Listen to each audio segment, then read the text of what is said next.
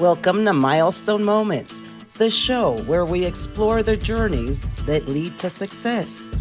I'm Sheila Slick, your host and founder of 5 Milestones.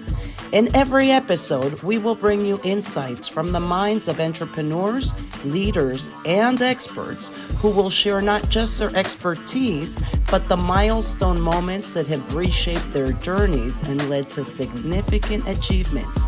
So if you're looking for motivation, you're in the right place. Subscribe now and discover the milestones that mark the path to success.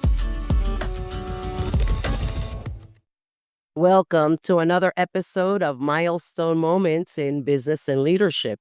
I'm Sheila Slick, your host, and today my special guest is Amanda Reed, owner of Reed Mobile Marketing. Amanda started her marketing agency as a single mom of 5 very young kids over 16 years ago. Her focus has always been to help small businesses beat big brands. She is also author of the book, Unapologetically Me, to help other moms balance starting and growing a business while being a mom. She also founded a free online membership, the Mob Community, that stands for Mom-Owned Businesses, where she teaches other moms how to market their businesses online. Welcome to the show, Amanda. Awesome. Thank you so much for having me. I'm so excited to be here and can't wait to chat with you about all things marketing, moms, business, leadership. So we can begin. You had 5 young kids, but that was many years ago. So let's start by going back to what that life was like. I know that even marketing has evolved, technology has evolved, but motherhood hasn't, right? It's still a balancing act when you're a working mother or, your own entrepreneur and you have kids. So what was that like?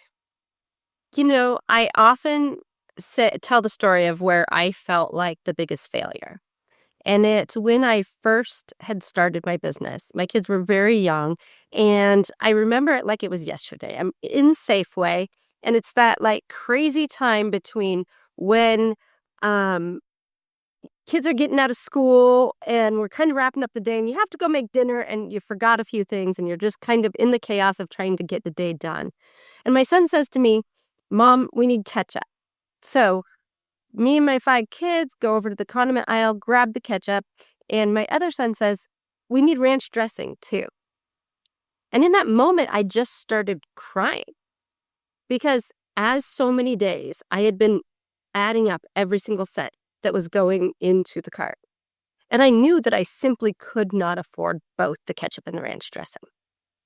And I felt like the biggest failure. And I felt like I wasn't just failing me, but I was failing my kids. I was a single mom. I was all that they had. And when we take a look at that and take a look at that life, it's that struggle of all the responsibility. How do I make it work? And how do I push forward? And while there were many other nights, many more than I would like to admit, that I still questioned the decision, it is the choice to keep moving forward that actually propelled me to break through those obstacles and get where I was. Even though it felt like failure, you had to go through the failure to get to the success. Were you able to work from home though? So you had that down packed, holding that fort down? I've worked from home. I had other businesses before I started this business. So I've been fortunate that I've worked from home for about the last 21 years in some capacity. So I've worked from home. And as I said a lot, I worked from a lot of coffee shops. There was one point where I decided to get an office space and did that for a while. I didn't really think it helped my business all that much. And so went back to working from home. So there's a lot of benefit in being able to juggle that, being able to have a space where I can work and still be able to provide care for my kids. So with this community, what are some of the current challenges that some of the women face? I think the biggest thing is when you want to start a business, we have that desire, we have the passion, but we don't really know exactly what it takes. And I think the biggest challenge that we face right now in like as we record this in 2025 is this idea that owning a business or entrepreneurship or a side hustle should be easy. And so basically, it's been sold as this like amazing thing. You just work an hour and all of a sudden you're a millionaire. And that just isn't reality. And so I think a lot of people are coming in and not understanding the process and the work that it's going to take to build a business. Is it worth it in the end? Absolutely. But basically, people thought that, oh, I just bought a program or I just have to post on social media once and all of a sudden I'm going to have all these sales rolling in. And it doesn't work that way. So what we're seeing in that community is a lot of frustration of people feeling like maybe they were sold a lie, that maybe that they didn't understand what it was going to be. And so we're trying to help them understand, okay, now what are the basics that we need to actually get started and actually start growing your business? Everything that you just said really resonated with me. I was on a different podcast yesterday as a guest, and that was one of my key takeaways was it doesn't happen overnight.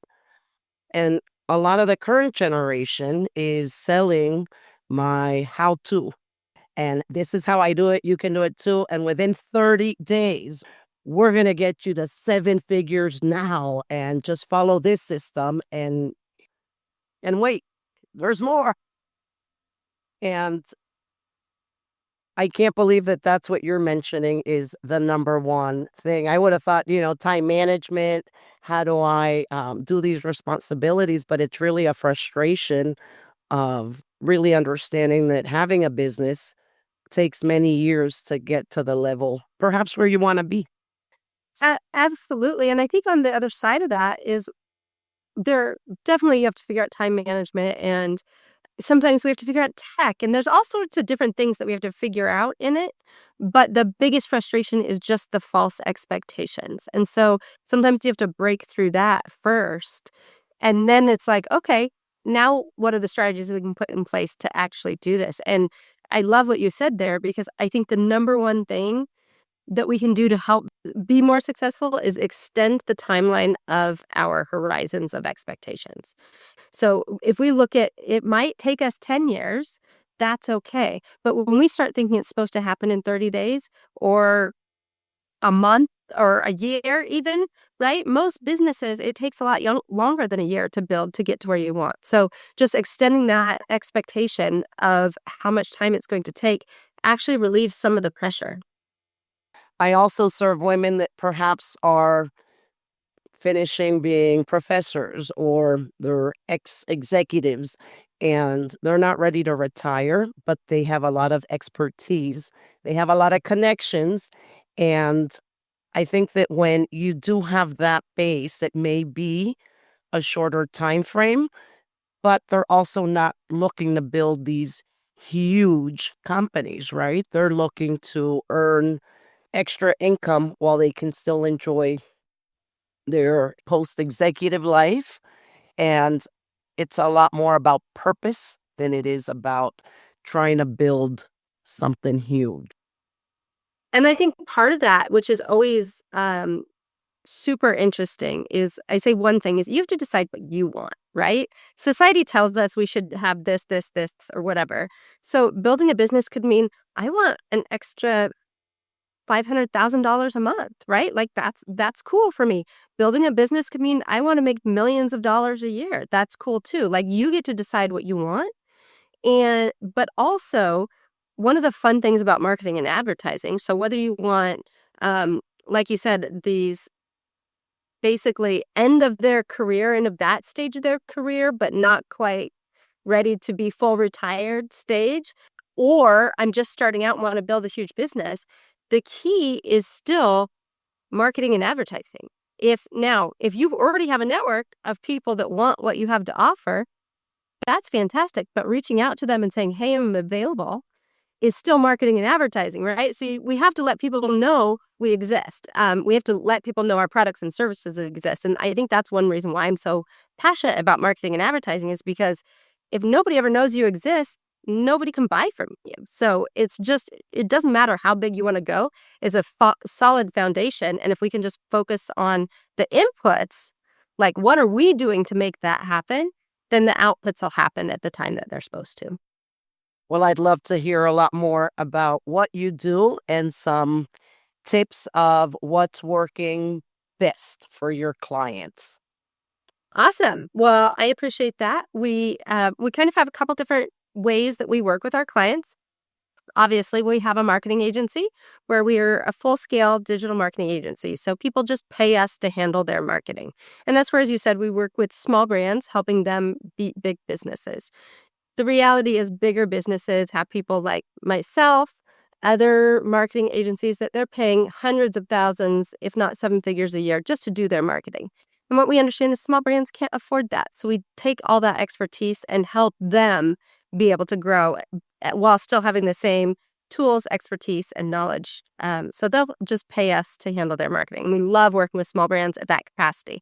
We also have our memberships where we teach. We just teach you what you need to do to go market your business. And then on parts of that, we can offer software and additional coaching and services to make sure that you can fill those gaps. Those are kind of the done with you services we say. You're still going to do all the execution, but we want to make sure that you're on the right track. And as far as what's really working, I think the biggest thing is always understanding in this world of social media, in this world of online, where most people maybe miss a step is understanding that they don't own their own audience. So our goal when we're putting stuff out there should always be to be building our own list, whether that be an email list, a text message marketing list, something like that, that puts you in charge of being able to communicate with your potential clients at any given time. So many times people are just posting on social media or just doing something there and they're never owning their client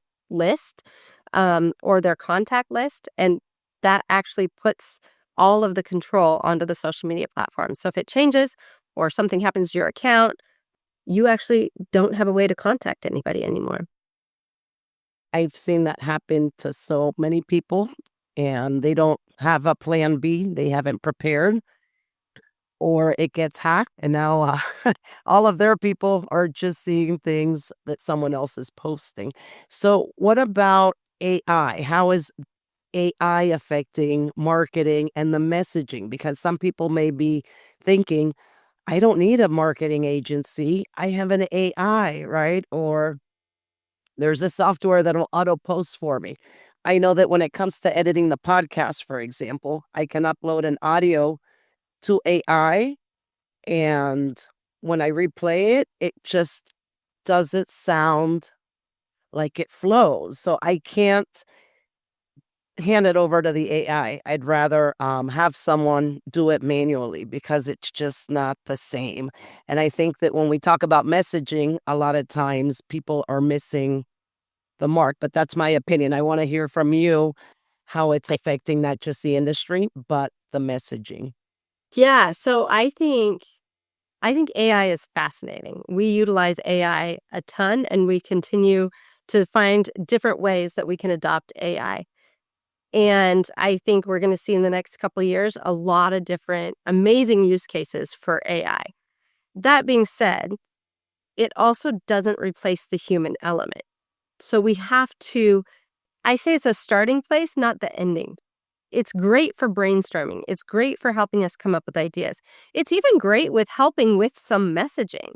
But we have to have a baseline first, whether it be, hey, here's a list of 50 different things my customers have said to me.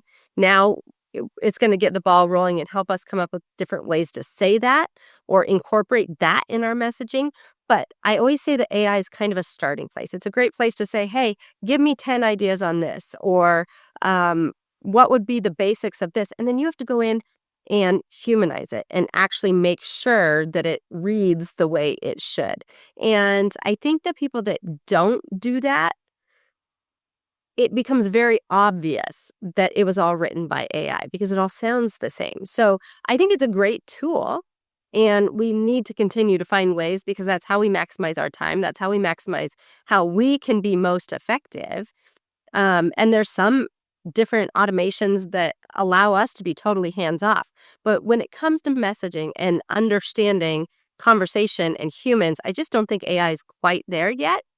And so we need to make sure that we're always reviewing our copy. And I've seen some great AI tools, and they literally say at the bottom of them, make sure you read it because it can lie.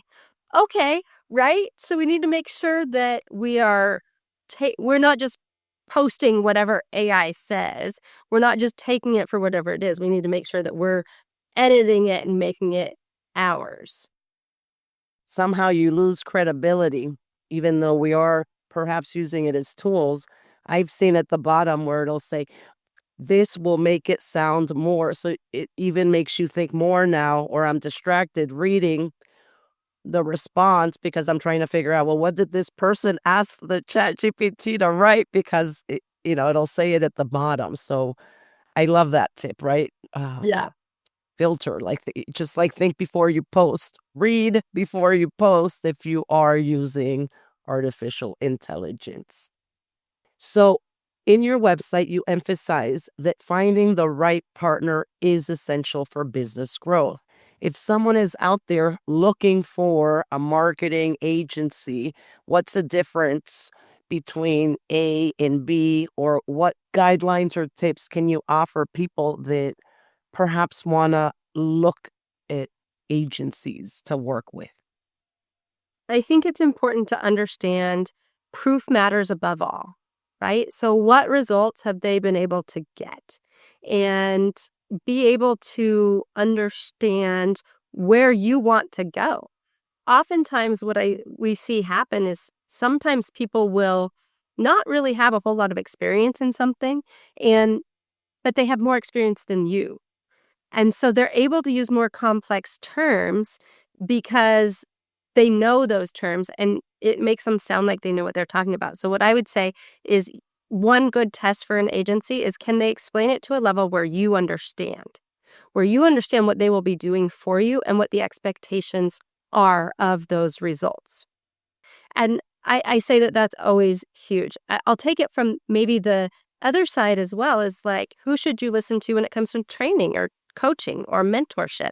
Maybe you don't want to pay for a marketing agency, but you want to learn how to do this. We all start somewhere, and oftentimes we start out doing it all ourselves, right? That's okay. So you need to make sure that you're looking at, in my opinion, has this person actually executed the job? One of the things I say when I say from marketing training perspective or the coaching that we do is, we actually run a marketing agency. We can tell you it's working in the space because we're doing it every single day.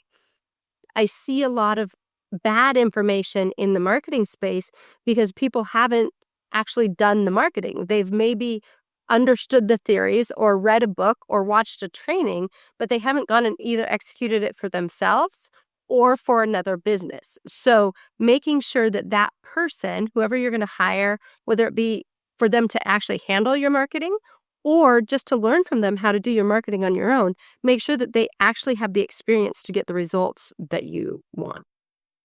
So is it better to focus on one or two platforms, or to try and be in all the platforms?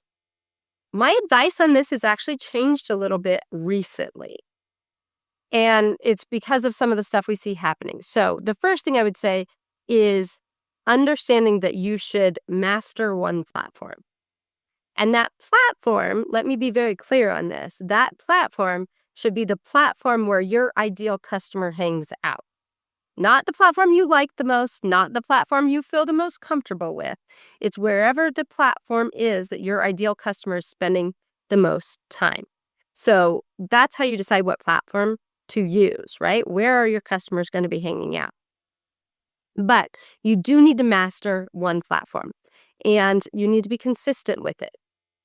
And mastering it means understanding all the nuances of it. How do I actually post to, whether it be, do I duet things? Are I doing reels? Can I go live? What are all the different components of that platform?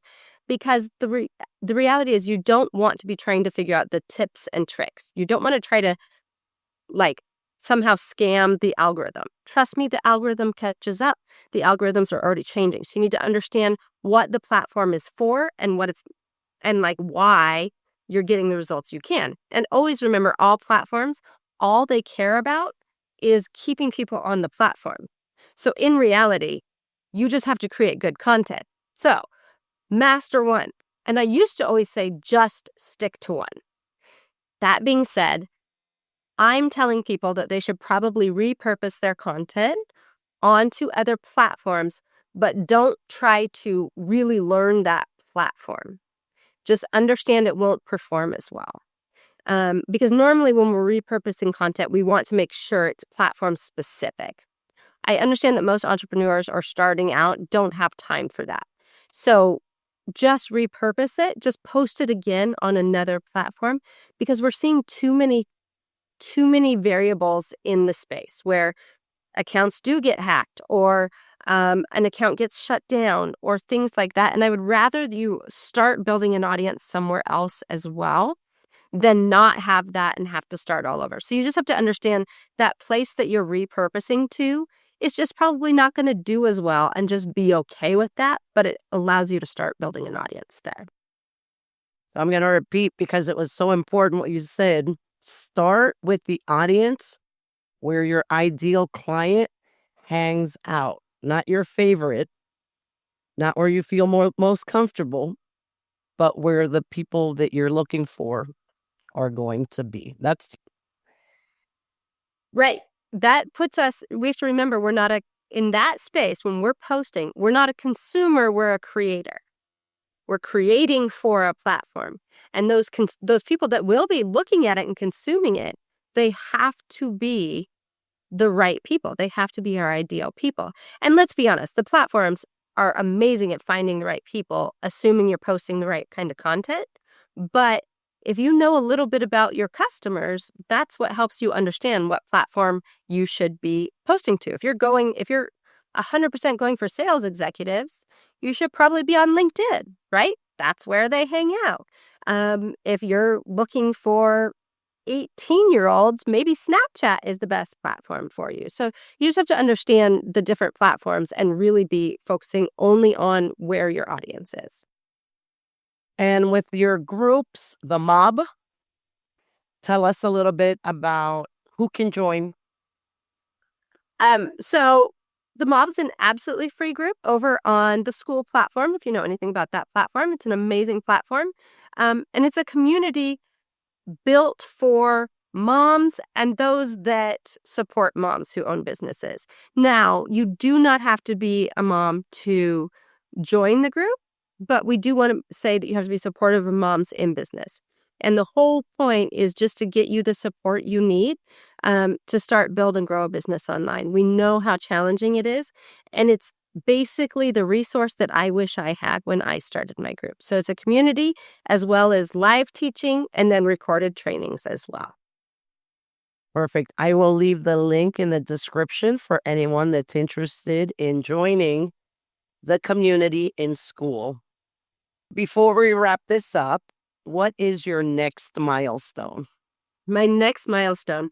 I love that question. Right now, I am on a mission to help 1 million moms make money online. So that's my next milestone, is how do I help 1 million moms make money online? Well, that's very short, sweet, concise. So I think you'll hit the mark. There's no doubt about it. Thank you. Kudos to you. Well, thank you for joining me today, Amanda. And thank you so much for having me. I really appreciate it. And thank you to all of our listeners for tuning in to another episode of Milestone Moments in Business and Leadership. Until next time.